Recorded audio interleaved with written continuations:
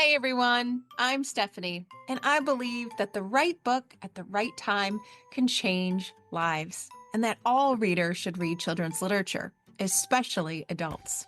So that's what we do here on the KidLit Love podcast. We celebrate all things children's literature: picture books, early readers, middle grade, and young adult novels for readers of all ages. In each episode, we'll talk with children's literature authors and discuss their books, their hopes, their dreams for readers, their writing process, and much, much more. Whether you're an adult reading to their inner child or connecting the young readers in your life with fantastic books, you've come to the right place. So grab a notebook to build your TBR, and let's get to today's episode of KidLit Love.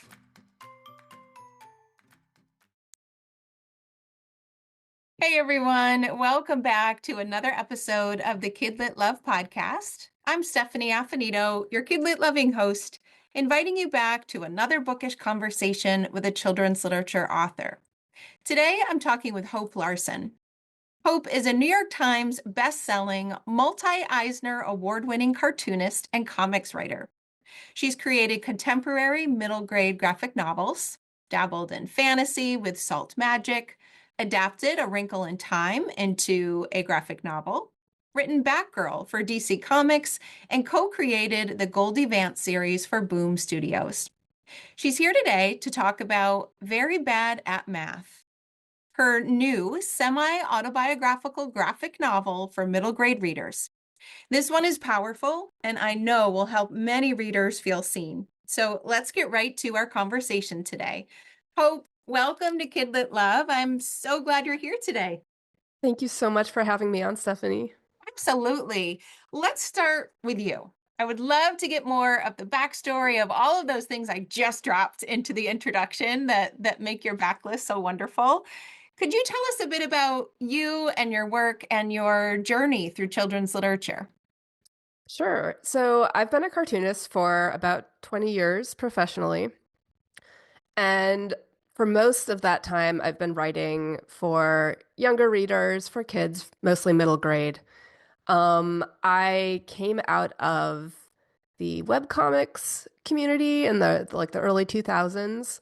Um, my path into comics was that I grew up really loving comics, reading them.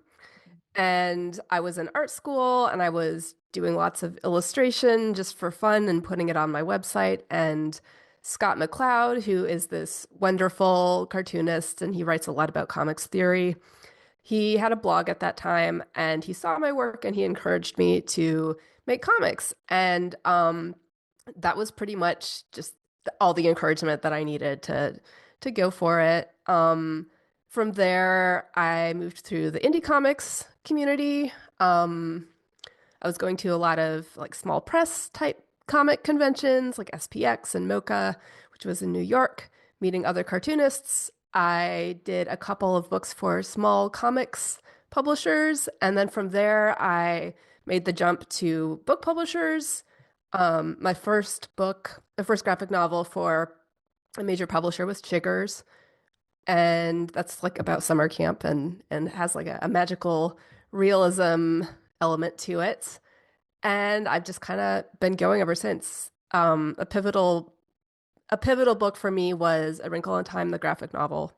Mhm. I adapted A Wrinkle in Time, and that one hit the New York Times bestseller list and was on there for a while and really opened like a lot of doors for me to try some new things with my work. Lately, I've been doing mostly uh, contemporary or slice of life middle grade graphic novels. So all summer long, all together now, all my friends, which are about this eighth grade girl, Bina, who wants to start a band but isn't really sure how. And then my most recent one is called Very Bad at Math, and it is about Verity Nelson, who is this eighth grade girl. Her nickname is Very, and she is this major overachiever at school. She's been class president for 3 years in a row. And it seems like everything is just going really perfectly for her last year of middle school. And then she starts failing math and everything kind of comes crashing down. So the book is about how she deals with that and figures out how to move forward as a person who can't hide her math struggles anymore. Yeah. What a perfect elevator pitch for the book, which is where we were heading next, is to give that was like a beautiful way of giving listeners the overview without the spoilers of all of the ups and downs that happen in the book. Now, I know it's semi-autobiographical, so can you talk a bit about the inspiration behind that and what led you to writing that as one of your middle grade graphic novels? Yeah, it's like very semi-autobiographical. I was not like the super overachiever or class president 3 years in a row who thrives on being on the stage, you know. Um, but I do have dyscalculia, which Very also has in the book. And it's dyscalculia is a learning disorder that makes it really hard to understand and to process numbers and math specifically. It's kind of like dyslexia, but with math and numbers instead of reading and letters and words. And I've been out talking to a lot of kids about this book, and the thing I always want to point out to them is that it doesn't mean you aren't smart. It just means your brain works differently. Yeah. Yeah, there are so many powerful lessons that are in the pages, at least for me as a reader. I think there's just something about graphic novels that, at least for me, I feel in it in a way that sometimes is hard for me to feel in, let's say, a typical prose novel, because I could see it. I could see the Yeah. emotion and I could see the action. And so instantly you're just kind of transported into how Very is feeling and what her life looks like, while also getting some of that outside view of what's going on. So I felt like, and I've said this on the podcast before, right? Books are just these empathy building machines, and you get such an inside view into how Very is feeling. Some readers might identify immediately, right? Oh my gosh, that's me. This is how I feel. And for others, they're just getting a window into something maybe that they don't experience, but they can now as being part of that. And I feel like all of us have something in middle school, whether Oh, it yeah. is, something that we don't feel we're the greatest at in math. There's always something that perhaps we're hiding, or we feel ashamed about, or we don't want to talk about. And I feel like this book is almost a big permission slip that it's okay, right? It's okay to talk about this thing. And I'm wondering what you think about that, having written it and kind of talked about your experience on the page. Yeah. That's really like a big reason that I wanted to write this book is that it's easy to look at other people from the outside and think, oh, this person has it all together. They are basically perfect. They're just killing it on all fronts. And why am I just such a mess? Why can't I do it? Yeah. But, from the inside, everybody's got something that they're struggling with. And that's why I wanted to make Very this overachiever character who seems like flawless to a lot of people who look at her. Um, and she's really covering up for this one thing that she has a hard time with and that she's really embarrassed about. Yeah. And it's the covering up and the embarrassment and the shame that kind of lead to some things that maybe didn't have to be. Yes. If she were honest with herself, perhaps, in those around her. And I think that is exactly what happens in our real life as well, right? Whatever we hide from usually comes back to find us in some way. And so I especially appreciated how you could see that journey Yeah. that she was taking in Yeah. that range of feelings. I really wanted to show her being able to ask for help because Yeah. she has these perfectionistic tendencies and I really share that's another thing I really share with her that I really don't like to be seen as struggling or being bad at really anything. Like I'd rather just not try than be out there failing. Hmm. And it's something that I've gotten better at now that I'm older and I have less ego about a lot of things. And I have a kid now, and that's an ego buster if Yes. there ever was one, you know? And I really want to model for her that it's okay to ask for help. It's okay to be bad at something. You don't have to nail it every single time. Yeah. That's just human. And that it can also be really sympathetic. I can't remember how I put this in the book, but and this is something I talk more about in my slideshow, so I can't remember how I put it, but being vulnerable can draw people to you, basically. Yes. There's this moment in the book where Lucille and Very, Lucille is kind of like this frenemy character who is in her this smaller math class that she's put into to help her get her grade up when she starts to fail. And the two of them really start to connect and to become friends when Lucille realizes that Very is not this perfect person that she thought. Yeah. And they're able to, she's like, I like you better now that I know you're not perfect. And I Yes, think that's a that's really my human thing. favorite. Oh, Yes. thank you. Yes, because it is so true. Like even just reading books in real life, first of all, perfect is just not possible. Yeah. And when you realize that everybody else is just like you, right? It's this level of, I guess, relatability. And I think in the book you said something like you're more relatable if you're not perfect. And so when that character named it and she was so afraid, and I was like, oh, I like you better now.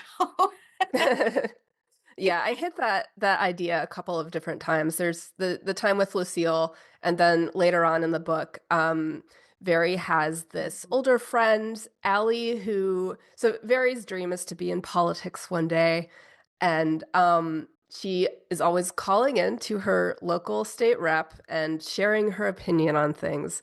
And I was like, wouldn't, because when you're writing a book, you always want to have somebody who your character can unburden themselves to, especially if it's a graphic novel or a comic book, because you can't have that internal monologue as easily like you would with prose. So it's a lot easier to have somebody that your character can go and unload to.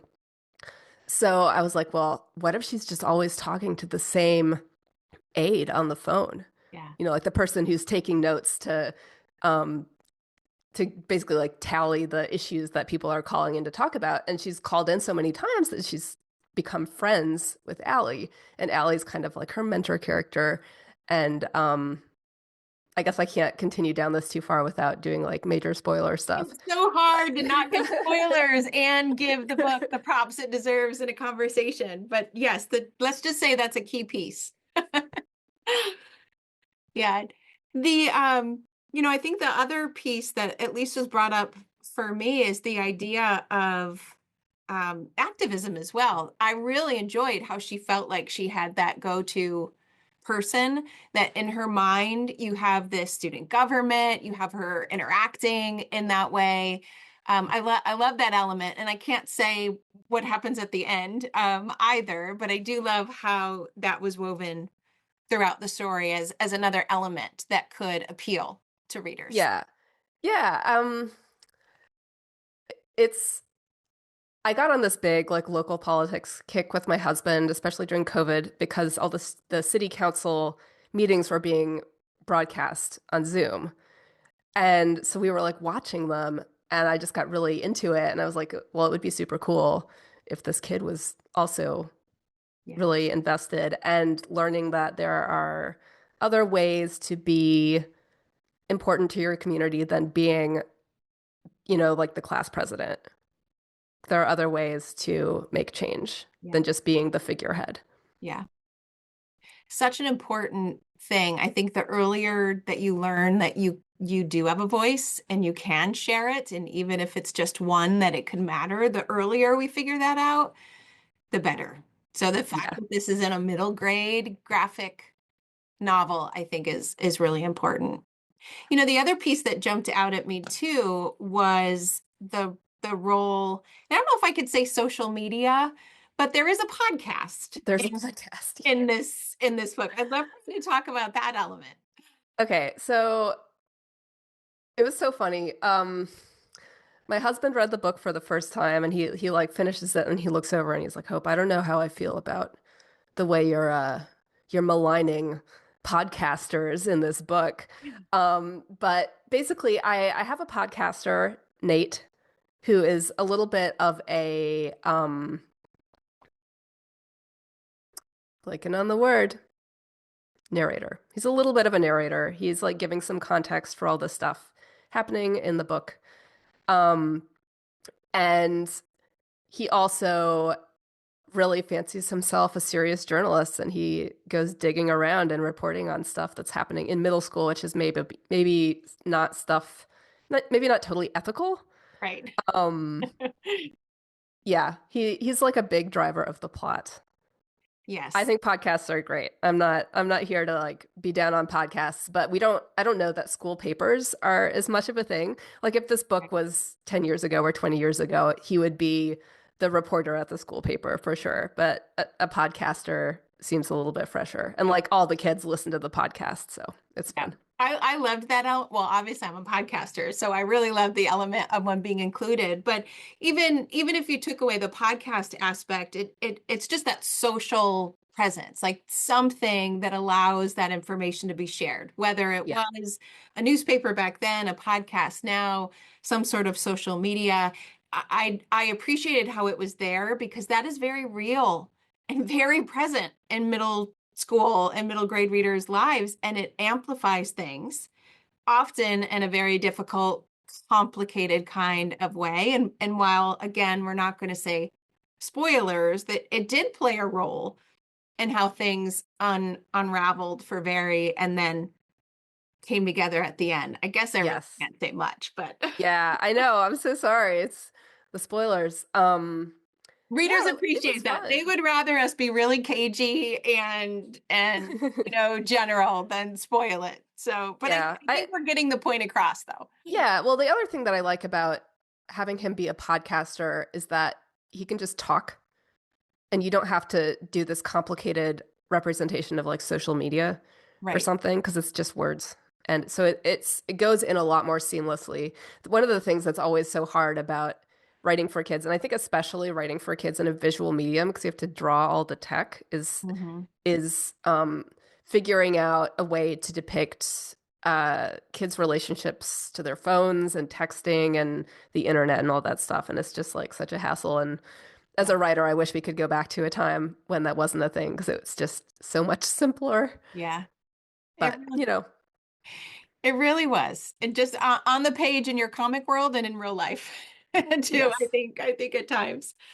Um, what I think you also did so well, and I think this is a part of why I really love the graphic novel genre as well, is, obviously we are mainly getting this from Very's point of view, but we do see the impact that what she's going through has on the relationships around her and how those varying relationships, like friends or the vice president or your parents, how they feel. So you get this really great back and forth that I feel is just so best captured in this graphic novel way that you have.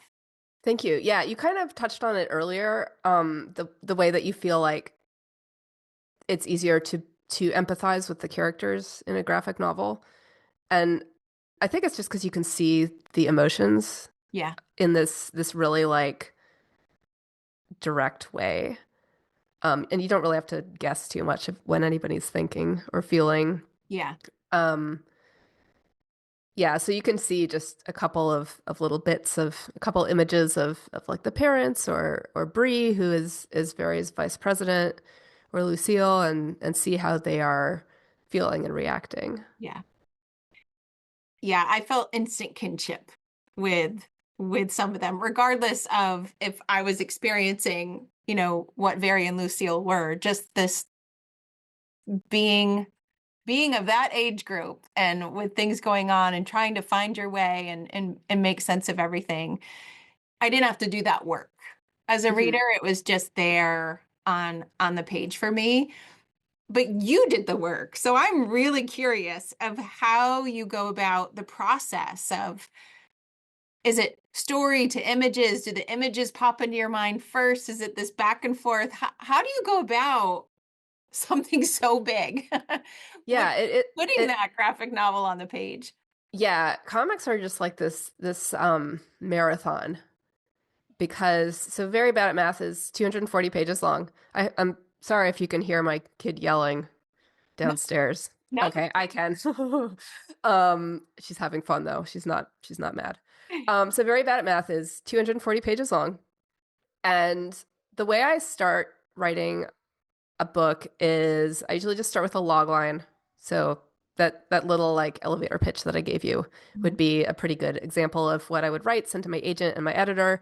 If I get some interest on just that paragraph, then I'll expand it to a short outline that's a couple of pages, and then a longer outline that's probably like 20 pages, 15, 20.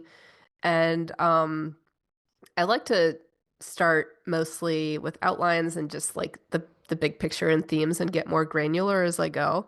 So I Mhm. go from the outline to a full script. I write what's called full script, and that just means that I have a script that includes everything that you see, every like page, every panel, every sound effect, every speech balloon sound, all that stuff.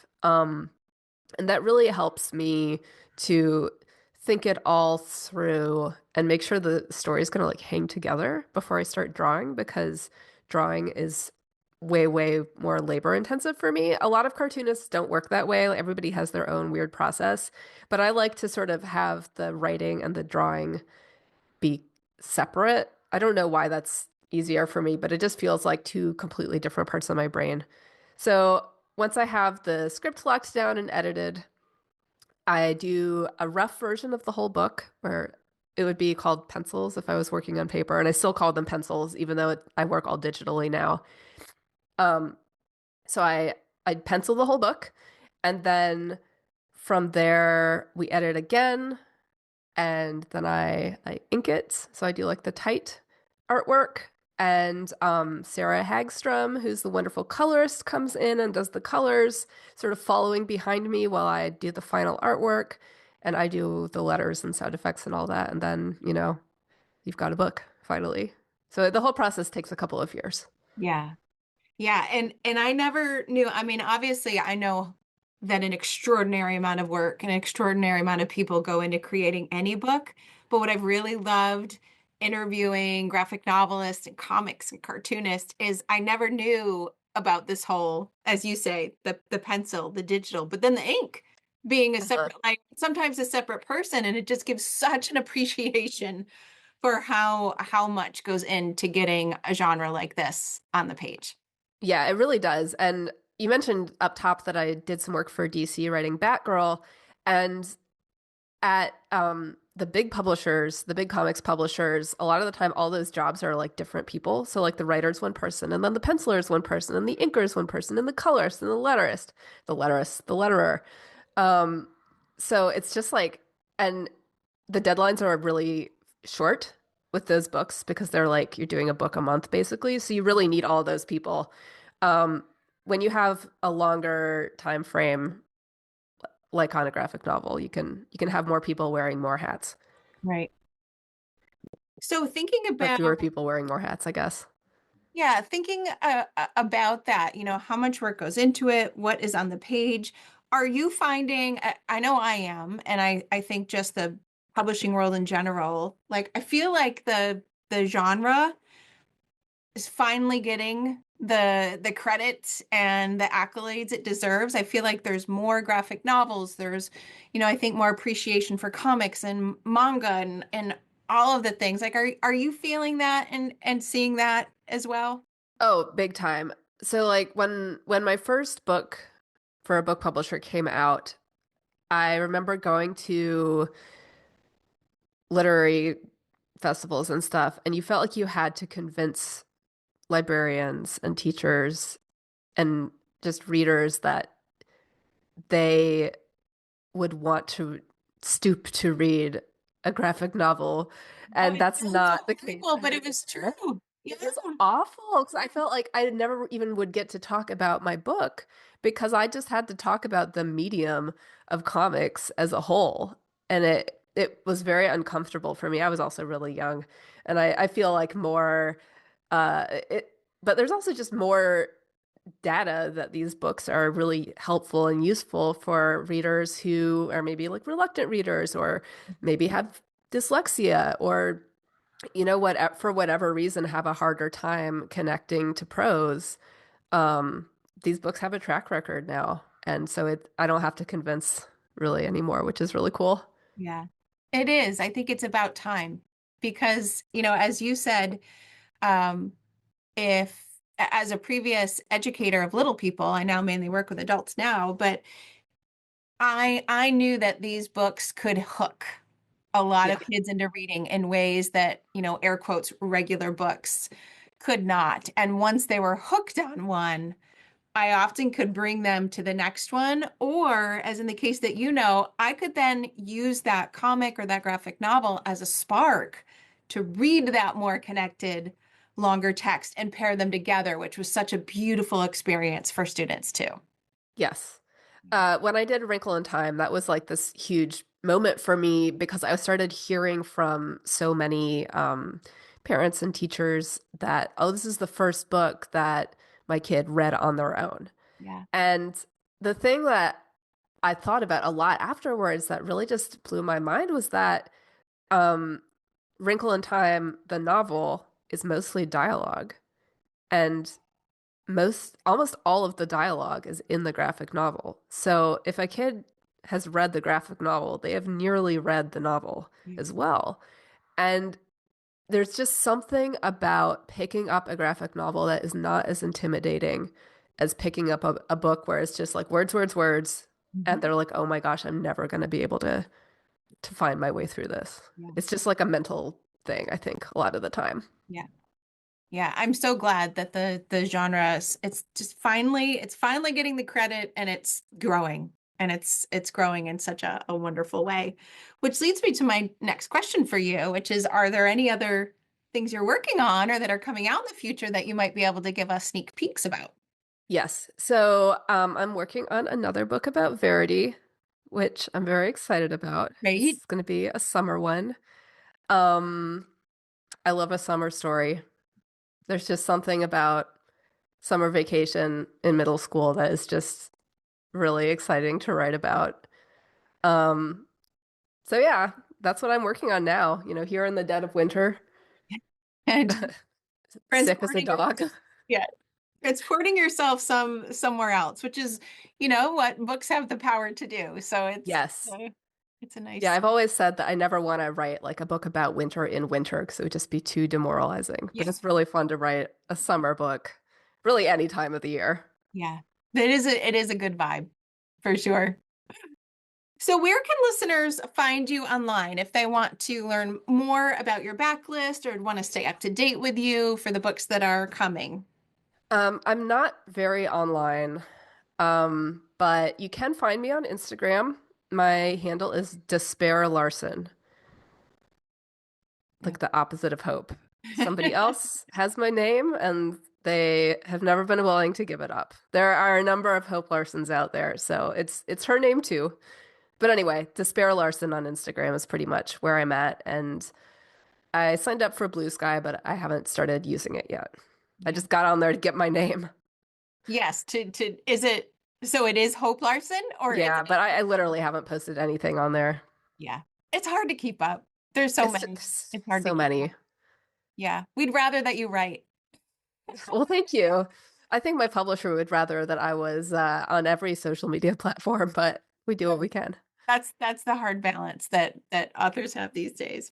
Well, I will put a link to your Instagram in the show notes. I will certainly put a link directly to Very Bad at Math so that listeners can find that easily. And I just want to thank you for coming on today and talking about you, your work, this wonderful book, and I can't wait for listeners to get their hands on it. Thank you so much for having me, Stephanie. That was so fun. You're welcome. And listeners, thank you for listening to another episode of KidLit Love, and I'll see you in the next one.